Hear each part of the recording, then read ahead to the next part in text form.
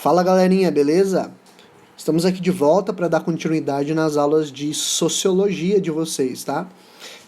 Vocês tiveram que terminar aquelas atividades que nós havíamos iniciado lá na sala de aula ainda com os grupos, lembram? Espero que todos tenham feito, né? Era para cada um fazer individualmente, porque, óbvio, não dá para vocês reunirem o grupo por conta dessa situação, da necessidade de isolamento social, nas condições que a gente se encontra hoje em dia com a pandemia, né? Então, espero que todo mundo tenha realizado as atividades aí. Vocês já haviam feito 2 atividades na sala de aula, né? E ficou faltando essa aí. Depois vocês vão, quando me entregarem, eu vou corrigir tudo. E essas atividades serão a nota mensal, beleza? Bom, mas como a gente teve poucas aulas de sociologia, né? Essa aula de hoje eu pretendo fazer uma espécie de revisão do que já foi tratado, do que a gente já estudou, para que vocês possam ter um conhecimento, relembrar, né? Ter um conhecimento daquilo que a gente já viu, né? Para a gente poder, nas próximas aulas, realmente continuar sem que a gente se perca muito aí, tá? Então, a primeira coisa que a gente tem que lembrar é que lá na primeira aula, quando eu apresentei a disciplina para vocês, eu disse que a sociologia é uma ciência social, tá? Bom, vamos lá. O que é uma ciência social? Uma ciência social é um estudo da realidade social, da vida humana em sociedade, a partir do método científico, tá? Portanto, sociologia não é igual filosofia. São coisas diferentes. E por quê? Porque a filosofia, ela não é ciência. A filosofia não usa o método científico. Isso é importante que vocês se lembrem, tá? A filosofia também fala da sociedade? Fala. A filosofia também fala das relações sociais? Fala. Só que a filosofia não usa o método científico, enquanto a sociologia usa o método científico. Tá, mas o que é o método científico? Vamos tentar entender um pouco isso aí. Vamos pegar uma ciência que vocês já conhecem há mais tempo, tá? Por exemplo, a biologia. Mesmo que vocês tenham começado a ter biologia esse ano também, vocês já estudavam um pouco de biologia já no ensino fundamental. Ali, desde o 6º ano, vocês já aprendiam biologia, tá? E o que é a biologia? A biologia, ela é uma ciência que vai estudar um objeto específico que é a vida. Ou seja, a vida é o tema, o objeto de estudo da biologia. Tá? Toda ciência, então, ela tem um objeto de estudo. Ou seja, toda ciência ela vai se especializar em um campo só. Tá? Um outro exemplo, a química, que vocês passam a ter esse ano. O que a química faz? Ela é um estudo da natureza, só que ela se especializa em um objeto, que são, na verdade, os elementos químicos e como eles se comportam, como eles se interagem, como eles reagem entre si, né? Então vocês vão estudar os elementos químicos, suas interações e suas reações, tá? A sociologia, então, como ela é uma ciência social, ela é uma investigação da vida em sociedade, tá? E o principal objeto de estudo da sociologia são as relações sociais entre os indivíduos, beleza? Então, o que a sociologia faz? Ela busca entender como os indivíduos se relacionam dentro dessa sociedade. Show de bola? Bom, tem uma outra coisa importante aí que a gente precisa saber no método científico. O método científico, ele é um método que tem alguns passos um passo a passo. Primeiro passo a passo, né, é a observação. O cientista ele observa o objeto que ele está estudando. Segundo passo, o cientista levanta hipóteses, que são ideias preliminares, ideias ainda não comprovadas. As hipóteses são ideias que partem da opinião, né, daquele cientista com base naquilo que ele observou. Então ele observou o fenômeno, o objeto, e ele buscou levantar algumas hipóteses, algumas possibilidades do que aquilo seja. O terceiro passo da ciência social é a experimentação. Das ciências, né, do método científico, é a experimentação. Ou seja, eu vou testar essas hipóteses, vou ver se elas fazem sentido, vou ver se elas correspondem à realidade. Tá? E aí, por meio dessa experimentação, eu vou fazendo novas observações, levantando novas hipóteses, fazendo novas experimentações, até que eu consiga chegar a alguns conhecimentos mais sólidos, tá? Ou seja, alguns conhecimentos mais confiáveis, que não sejam mais simples hipóteses, beleza? E aí vão surgindo as leis científicas, as teorias científicas, beleza? Bom, isso aqui é só para vocês entenderem que a sociologia vai funcionar também dessa forma. Show de bola? A sociologia, por ela ser uma ciência, ela também vai observar o fenômeno social, ou seja, ela vai observar as relações entre os indivíduos dentro da sociedade, ela vai levantar hipóteses, né? Os sociólogos vão experimentar para ver se essas hipóteses deles fazem sentido, vão checar, né, nos dados históricos, nas observações e nas experimentações, se aquilo faz sentido, até chegar em conhecimentos mais sólidos e mais confiáveis, que vão se tornar teorias e leis da sociologia. Show de bola, gente? Bom, sabendo disso, vamos para um passo mais importante.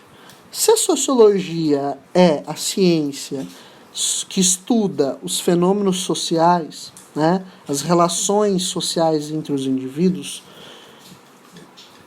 como que ela faz isso, né? E a primeira coisa importante que a gente precisa saber é que ela faz isso a partir daquilo que a gente chama de processo de socialização.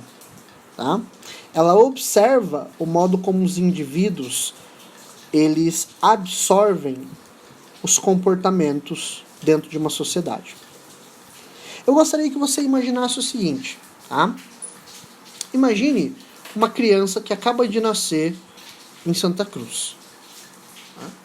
Essa criança, ela vai se desenvolver ao longo dos anos, e ao se desenvolver ao longo dos anos, ela vai formar a sua personalidade, ela vai formar o seu caráter, ela vai formar as suas opiniões, as suas crenças, né? Ela vai também formar as suas condutas, ou seja, o seu modo de agir, o seu modo de pensar, o seu modo de falar, né? E tudo mais.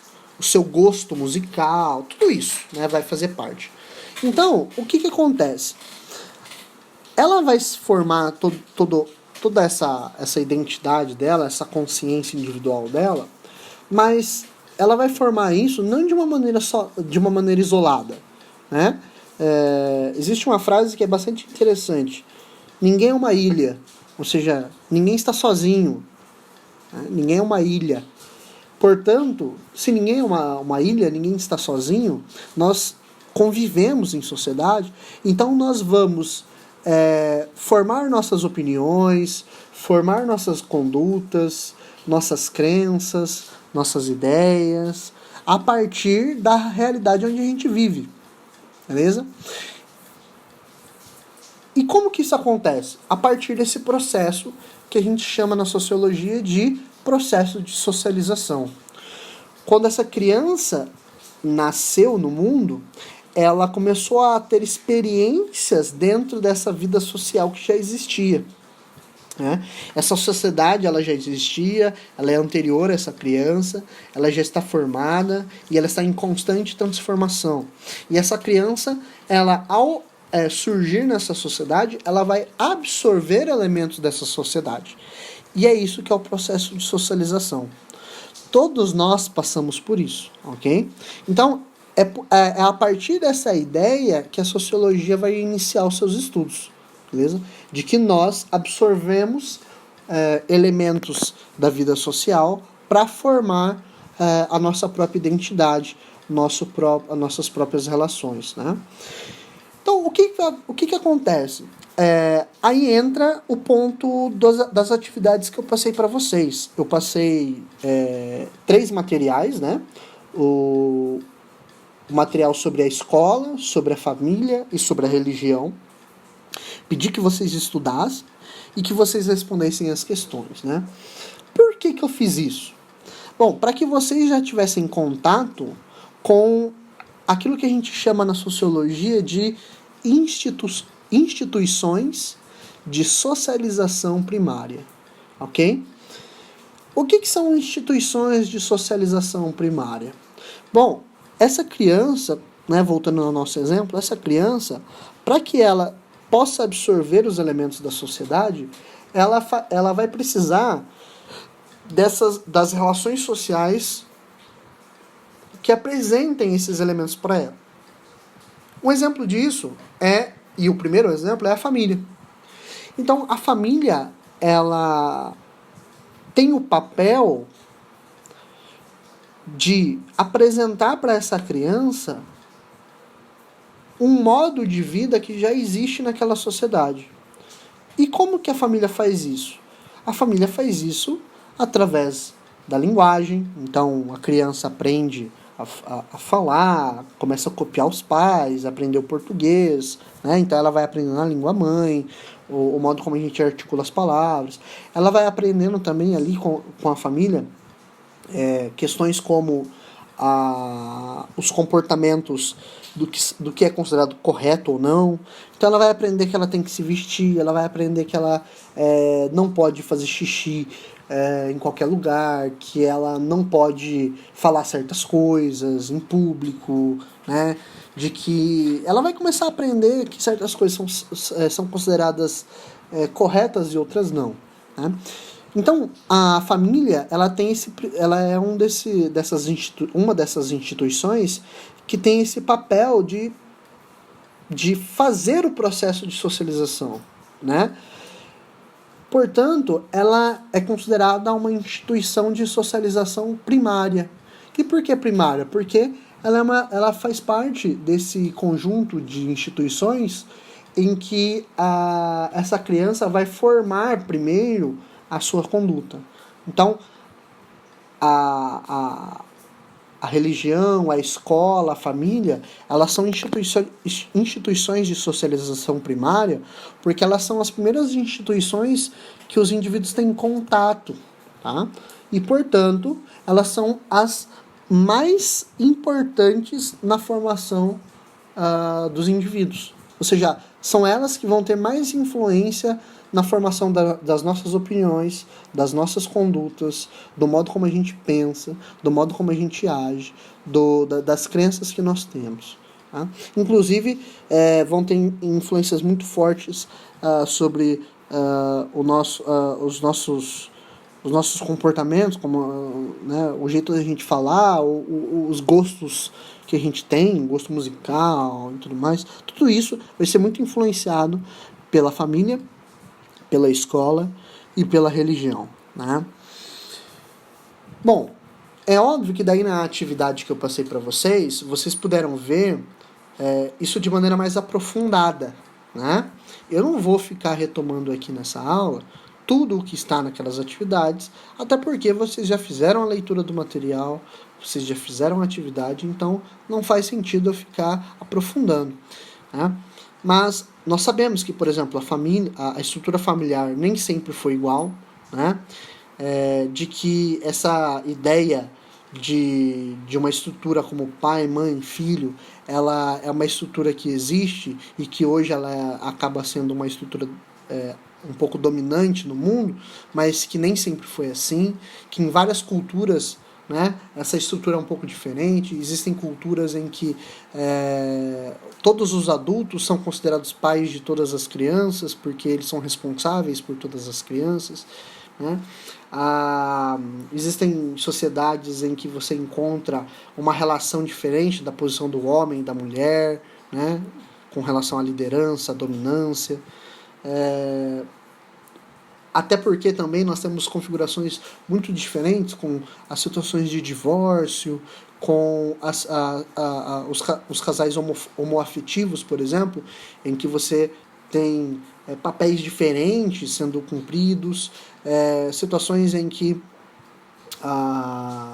o pai não é presente, né? Inclusive, saibam que no Brasil, a maior parte das famílias, isso é um dado real, estatístico, podem procurar. No Brasil, a maior parte das famílias não tem a presença do pai. Ou o pai morreu, ou o pai está preso, ou o pai abandonou a família, certo? Então, na realidade brasileira, a gente encontra um padrão que é a presença muito mais das mulheres na criação dos filhos do que dos pais, né? Então, para você ver como que a instituição familiar ela muda, é por isso, inclusive, que a Elsa Berkó, né, ela fala que não faz sentido a gente usar o termo família, faz sentido a gente usar o termo arranjo familiar, porque as famílias elas se organizam de maneira diferente, em arranjos diferentes, né, em composições diferentes. Portanto, não existe só um padrão familiar único quando a gente olha para a vida das pessoas dentro da sociedade, né? Bom, a mesma coisa acontece com a religião, né? As religiões nem sempre são iguais, os indivíduos nem sempre têm as mesmas crenças, muitas vezes as crenças são completamente diferentes, então isso vai ter uma influência muito forte sobre a formação das pessoas. Se você nasce dentro de uma família cristã, católica, evangélica, você vai ter um tipo de formação que é completamente diferente de um indivíduo que nasce na Índia, né, dentro de uma família hinduísta, por exemplo. Muito diferente também de uma família judaica, né? E as influências vão ser muito diferentes também com relação a uma família muçulmana, por exemplo, né? Eu citei algumas religiões aqui, mas a gente poderia pensar também a própria ausência da religião, né? Quando nós temos uma sociedade em que ou melhor, uma família em que os pais não possuem uma religião, né, são ateus, não acreditam em Deus, isso também vai ter uma influência direta sobre a formação daquele indivíduo, né? E aí, naquele material, inclusive, vocês puderam encontrar um pouco da história das religiões. A gente percebeu que aqui no Brasil, por exemplo, nós tínhamos 3 grandes tipos de religião, né? As religiões de matrizes indígenas, que são as religiões dos povos que estavam aqui, né? As crenças dos povos indígenas que habitavam o Brasil naquela época. Nós tínhamos também as religiões de matrizes africanas, que foram trazidas com os escravos, né, que tinham as suas crenças provenientes dos seus países, de onde eles foram tirados, né, e trazidos como escravos, e também a religião de matriz cristã, né, trazida pelos católicos com os portugueses e com os espanhóis, né, os padres jesuítas que vieram catequizar os índios e tudo mais. Então, a religiosidade brasileira foi formada a partir do embate dessas 3 religiões. Nós sabemos, por exemplo, que no Brasil a religião cristã se tornou dominante porque o povo dominante foi o povo cristão, né? Os católicos que eram o povo português, né? E as outras formas de religião, as outras expressões religiosas, como a dos povos indígenas e dos povos africanos escravizados, elas acabaram sendo deixadas de lado.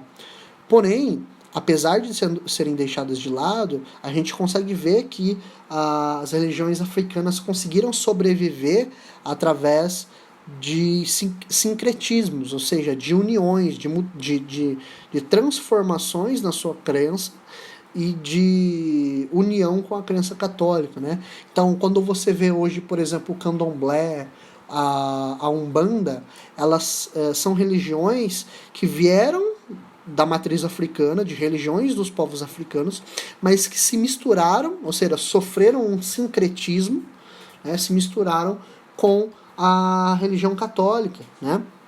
E é por isso que nessas religiões você vê imagens de santos católicos e tudo mais. Mas é óbvio que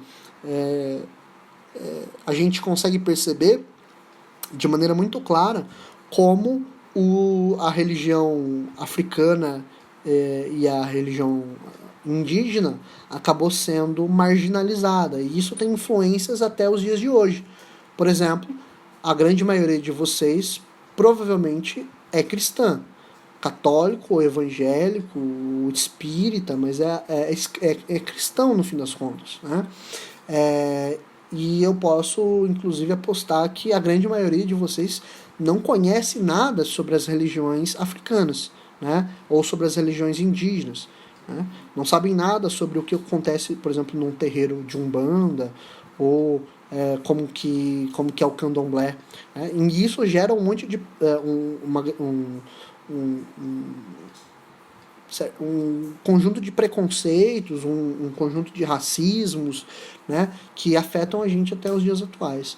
A mesma coisa acontece também, essas transformações a gente pode pegar com a questão da escola, né? A escola também tem uma influência muito grande sobre nós. Parem para pensar que vocês passam a maior parte do tempo de vocês dentro da escola. Claro, não agora com essa pandemia, mas grande parte do dia de vocês, do dia a dia de vocês, é dentro da escola. E a escola tem uma influência muito grande na formação de vocês. E não só na formação cultural, ou seja, aprender o português corretamente, conhecer obras clássicas da literatura, aprender os cálculos matemáticos, as ideias filosóficas, aprender as teorias científicas. Não só isso. É muito mais do que isso, né? A escola é uma pequena sociedade em que você vive e você tem relações sociais, você troca ideias com seus amigos, você troca ideias com os professores, você vai sendo formado dentro da escola, né? Então, perceba como essas três instituições, elas são importantíssimas e fundamentais na formação dos indivíduos. Por isso que elas são chamadas de instituição de socialização primária. Instituições de socialização primária. Tá? Bom, galera, essa foi a nossa aula de hoje. Foi um apanhado do que vocês já viram, né? Uma espécie de resumão. Eu espero que vocês tenham entendido bem o conteúdo aí. Depois, naquele horário que a gente tem para atendimento e tudo mais, se vocês tiverem alguma pergunta, vocês podem mandar para mim lá, beleza? E estudem aí, né, essa aula, façam as suas anotações, porque na próxima aula a gente já vai partir para um tema novo, que vai estar ligado com esse tema que a gente falou agora, mas que vai ser uma espécie de desenvolvimento. Então é necessário que vocês tenham entendido bem, estudado bem essa aula de hoje, para que a gente possa prosseguir para a próxima aula, tá? Gente, tchau para vocês, bons estudos e se cuidem, tá? Abraço, tchau, tchau.